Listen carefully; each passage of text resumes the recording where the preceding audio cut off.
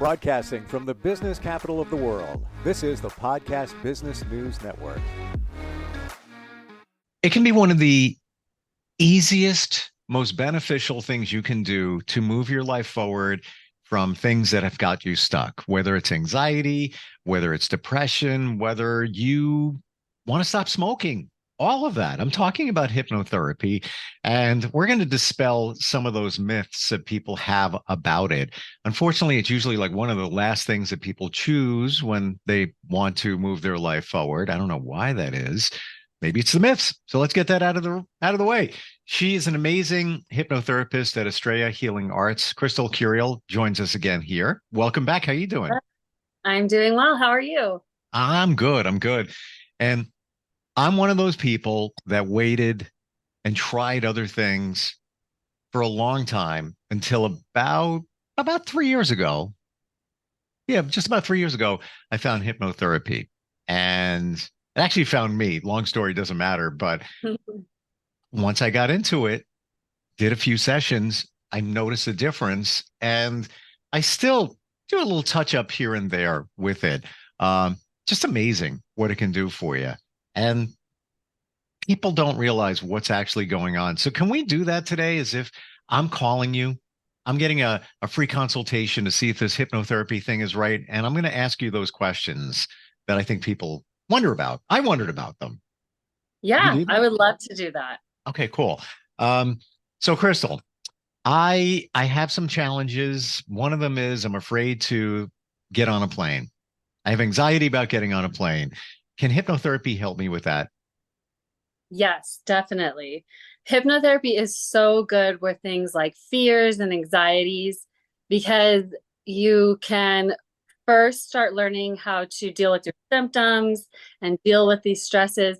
And then if you still have the problem going on, you can go into, your childhood, past life, different things that might be bringing up these fears and clear them out. And just by shining a light on the issue and kind of rewiring the subconscious, you can overcome these fears. I'm a little apprehensive about doing hypnotherapy because I'm afraid that I'm going to give up too much of myself. I don't want to really get too deep. And I'm afraid that, you can maybe control my mind with this kind of thing. What's going on here? Okay, so when you do hypnotherapy, all hypnosis is self-hypnosis. So you're in control the entire time. I am simply just a guide who knows the words to say and the order to put them in to put you into a relaxed state to be able to access the subconscious mind. Then it's just imagery and different techniques. And if you don't want to speak in hypnotherapy, you don't do any talking. You keep it all in your imagination. I just guide you through some guided imagery that allows your imagination to take over and start to work on these things. You can have memories come up during the hypnotherapy that you come out of, and you don't have to tell me anything about it. You can just say, oh my goodness, I saw something amazing, and it really helped clear it out. And I don't need to know every past trauma and detail of your life. You mentioned this thing called subconscious. What exactly is that? Yes. So the mind has different levels. You have your conscious mind and your subconscious mind. And then what some people believe in is like your super conscious, which would be like your higher self. So when you go every day, all day long, you're usually in your conscious mind. But sometimes you slip into the subconscious. And the subconscious is the part of the brain that runs everything. And I could go on for a whole podcast about the subconscious mind and what it does and how much power we have over it if we use the tools to control it. But it runs everything. It runs your heart, it runs your digestive system. And so it's constantly working in the background. Even when you're in your conscious mind and you're thinking and you're doing these things, your subconscious mind is like running your body, healing your body, and doing all these things while you're not even paying attention to it. It's also running all the background thoughts that are in your brain. And all the brain neurons are firing. And so your subconscious mind is just connecting all these things while your conscious is just taking in what's around you and you're feeling in your senses. So it processes and then gives back into the conscious mind its translation of what you're seeing.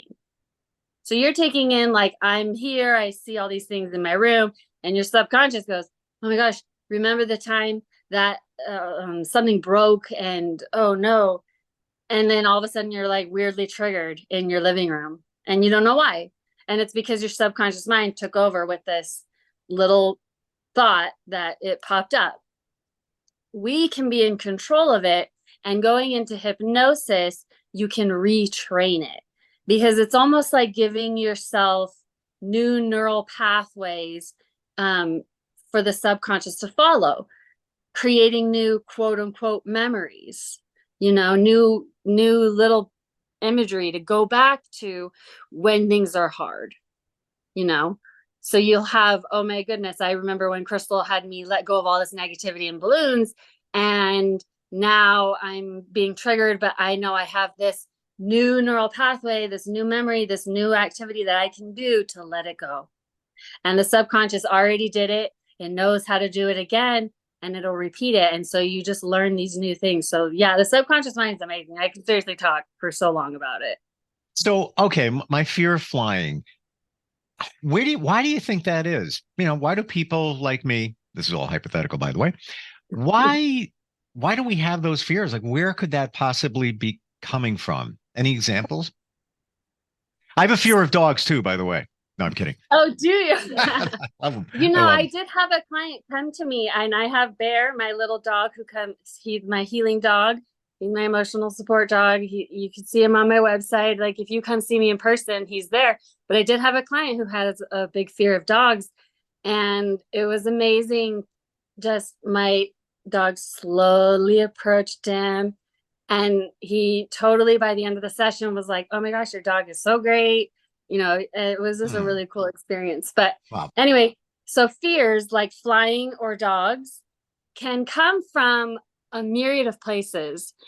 Anytime the subconscious was triggered while your brain was developing with these fears, it made like a neural pathway that was like, I'm afraid of flying. Like, maybe you saw a crash on TV as a child, and that might escape you. Or maybe just that one situation.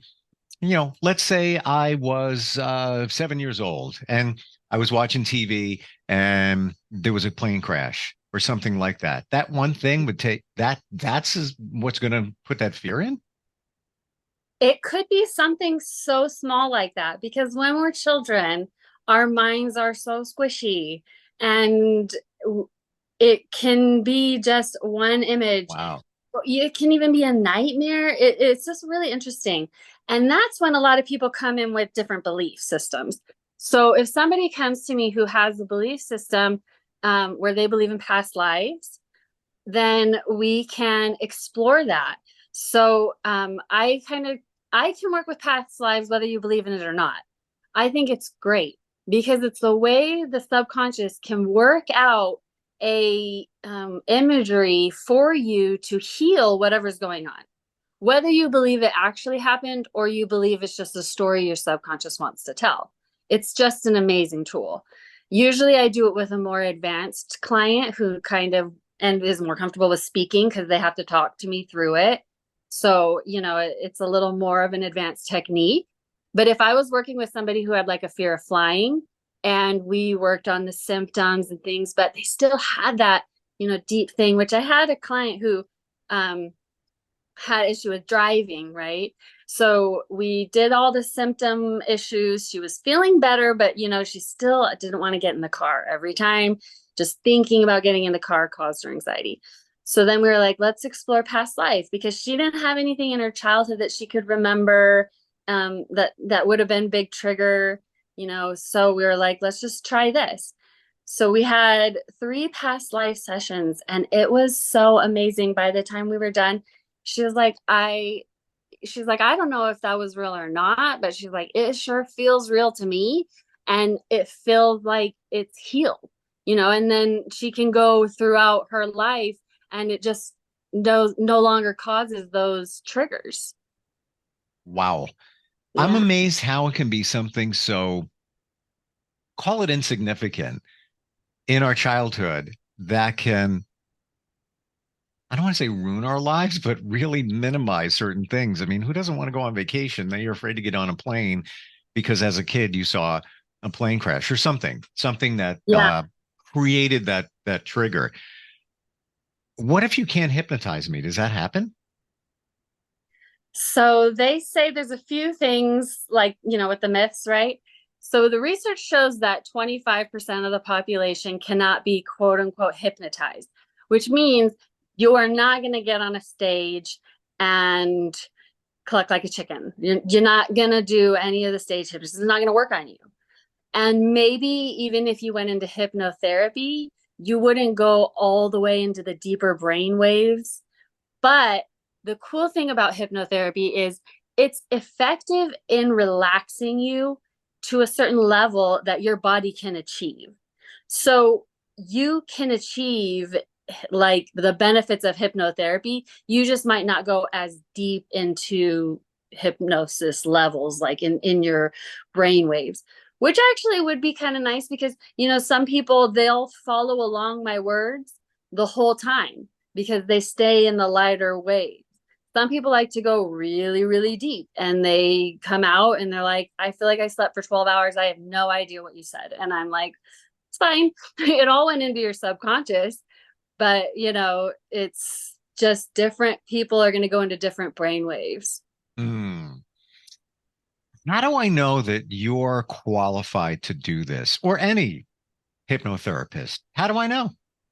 Yes, that is a great question to ask. And I actually tell people like, do your research when you're looking for a hypnotherapist because every state has different laws about it.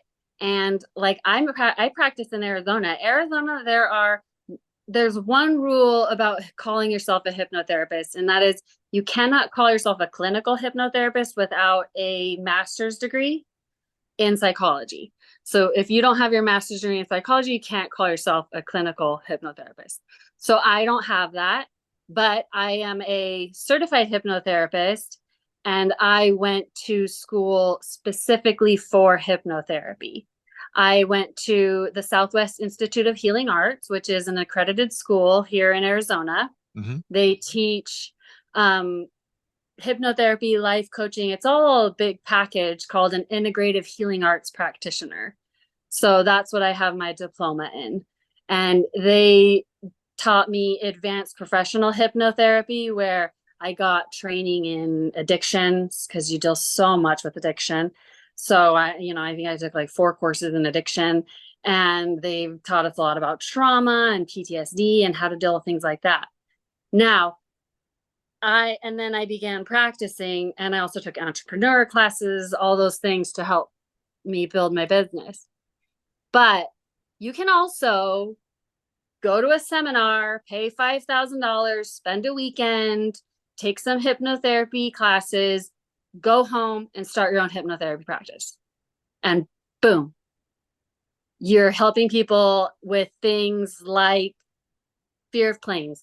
What if that person's fear of a plane is really, really triggering and you didn't take the courses to deal with trauma that might come up during the session? You know what I mean? Mm-hmm. It's like you want to make sure you ask your hypnotherapist, like, what kind of training do you have? Where did you go to school? Like, make sure you understand that they actually have an education of some kind, right? Like some sort of training to be able to handle things that might come up. Because a lot of the population has PTSD and you might not know it, right? And I might regress you into a past life and you might have something that triggers a flashback, and I have the tools to pull you out of it and how to help you through that, right? Whereas somebody else might have went to a seminar, learned how to hypnotize you, do a few tricks, but doesn't really have the tools to really work with the subconscious mind.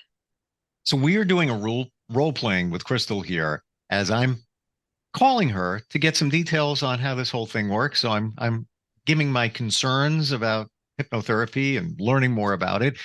I want to talk about past life regression in a moment. But where we are here in my questions, hypnotist, hypnotherapist, are they the same thing? Yes, they are, but you all have to be careful when you put the therapist in there, right? You want to make sure you talk to somebody who understands the therapeutic part of it. Stage hypnotism is one thing, hypnotherapy is another. So in some states, if I were to move I think like Colorado has really strict rules, which is great, but I would only be able to call myself a hypnotist.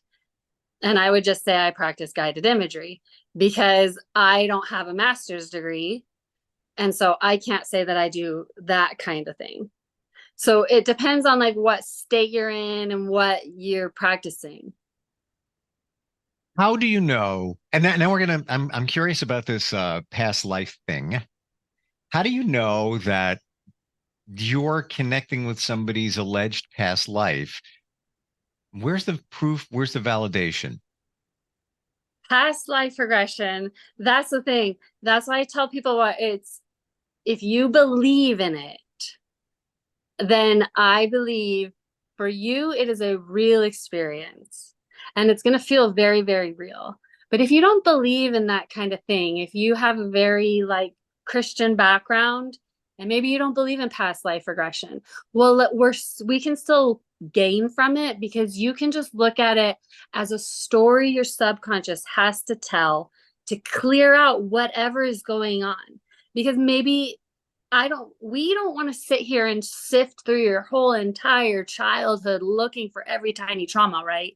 Like some people have some really complex PTSD, and that's going to take a long time. No, we want to just see what the subconscious wants to show us to process it and get it out, So, and if you really do have that belief system in past life, Mm-hmm. one of the things that people say is they're like, I really felt connected, or, they'll have like imagery come up where it's like, they'll feel connected to somebody. Like, I know this person is in my life now. And so they'll feel a lot of connection with higher self and what's going on there. I've heard stories before of people that weird, my camera's acting weird. Stop that. I've seen situations where a past life regression was done and the the hypnotherapist said that you were shot in the back in another life. I'm seeing it. You're presenting evidence of it. And the person that they were working with said, "Oh, it's so weird that you've said that because I've always had this pain in the middle of my back and can never figure out what it is or was." So to me, there's a connection there. The hypnotherapist didn't have this information prior. Personally, I don't know if I shared with you, I have an affinity for the 1800s. I don't know what it is.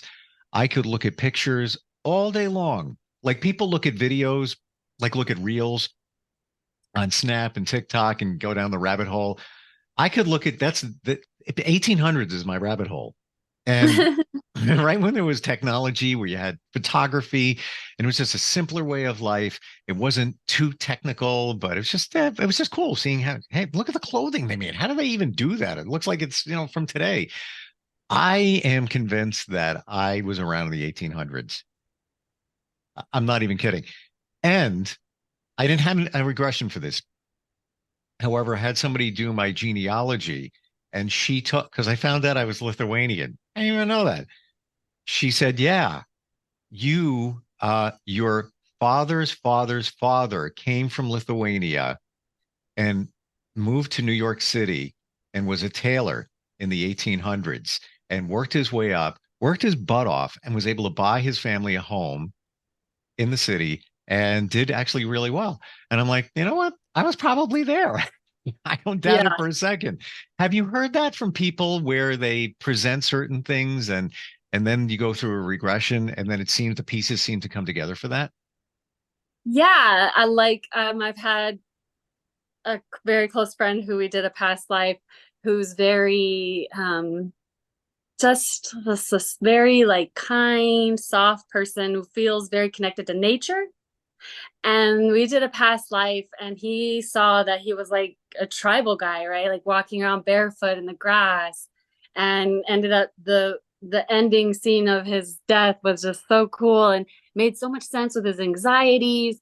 And for him, it was a very real experience, because he felt so connected to like, I always have you open the scene with looking at your feet.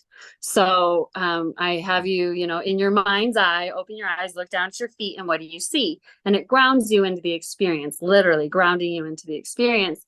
And and then you start creating the imagery around that. You just kind of ask the person, what are they seeing? What are you experiencing? And they kind of start telling you the story. And it's just so fun. I love regression. And Huh. so his was just a really cool experience of just kind of being, there was this scene of like a village being on fire, and he's like helping the people in the village, and so that was like all these experiences. He was just like, wow, it makes so much sense. And then after that, he had so much less anxiety just day to day, because he felt like he had worked out, whatever was back there, just kind of torturing him. Wow. When you have them look at their feet, is that just for a regression or that's for all hypnotherapy? Any usually regression type therapy, I usually start with them looking down at their feet. How do you determine when you're going to do a regression therapy? That's a good question. Usually it's when my clients ask for it, really. And after I like them to have at least a minimum of one session, if not more. So usually 2 or 3 sessions in is when I like to do a regression. So I sell packages where, like, for smoking cessation, I'll give you 4 sessions and you only have to pay for 3. So I make sure that usually, I think the 3rd session in, I'll do a regression with them, either past life or to like the age they started smoking, and then they'll make a new choice, right? So they're creating a new memory, a new neural pathway. And so usually it's a few sessions in, or specifically like if they're looking for it. I recommended hypnotherapy to my sister. I had it done, obviously, love it, think it works great. She did, well, maybe 5, 6 sessions, I believe. And I recommended somebody. I didn't work with this person, but they had the credentials. She claims it really didn't do anything for her. And I'm going to be honest, I don't really think that she was open to it. I think that she still had blocks Mm-hmm. because it should have worked.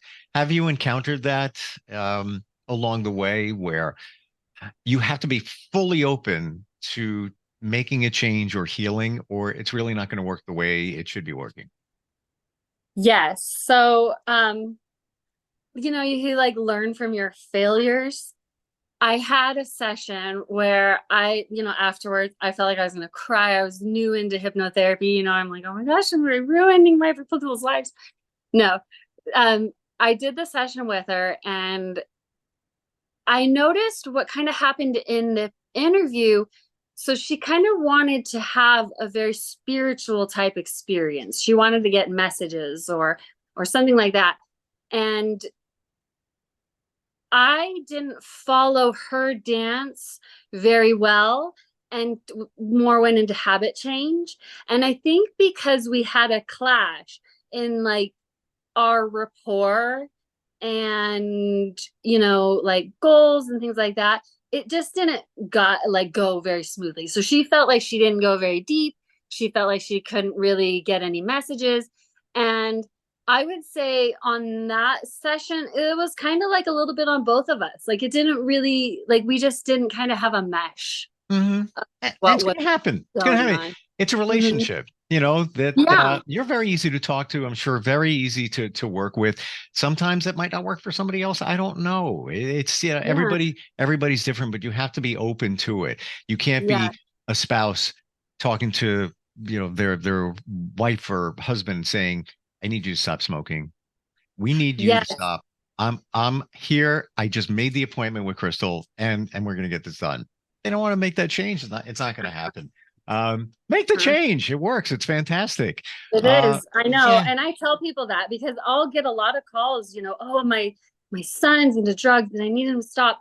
And I'm like, does he believe in hypnotherapy? Like, does he want to get it? Is he open to it? Because if you're not open to it, you're not going to want to go as deep into relaxation. It's just, it's just like you're going to lay there and then you're going to, kind of listen. So you really have to be like open to the experience and ready and willing to let the changes happen. How do we connect with you? I am online, so you can find me on my website, which is estrellahealingarts.com. Oh my goodness. Every time I try to spell it out, I'm like, okay. ESTRELLA healing, HEALING arts, ARTS.com. Awesome. Estrella Healing Arts. And you can also, should I give out my phone number? Up to you. Sure. All right. Sure. Okay. So you can also reach me by phone or text at 480-459-9152. Awesome talking with you. I'm going to get certified. I'm going to hypnotize you so you will never forget the spelling of that website. That's what I'm going to I know. my job. That's what I'm working on. It's all good. Crystal, great talking with you. Thanks for the insight and looking forward next time we catch up. Awesome. Thank you so much, Steve. Thank you. We'll be right back.